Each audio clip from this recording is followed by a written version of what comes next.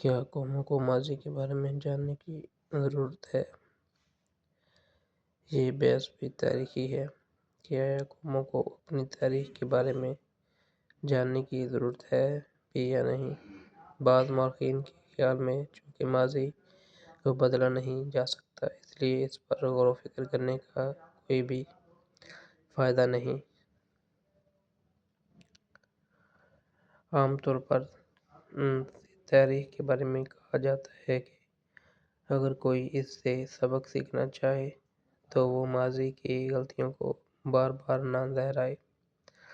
اس کا مطلب ہے یہ کہ تاریخ کا یہ سبق حکمراں اور صاحب اقتدار طبقے کے لیے ہے، کیونکہ وہی اہم فیصلے کرتے ہیں۔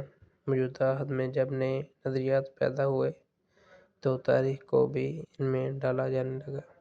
مثلاً یورپی کالونیلزم نے ایشیا اور افریقہ کی تاریخ کو رد کرتے ہوئے ان کی تاریخ کو اپنے نقطہ نظر سے لکھا۔ یہ ایک مسخ شدہ تاریخ تھی جس میں یورپ کی برتری کو ثابت کیا گیا۔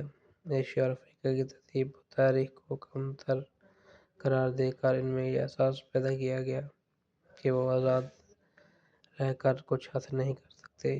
ان کی کامیابی کے لیے ضروری ہے کہ وہ یورپی تاریخ و تہذیب کا حصہ بنیں۔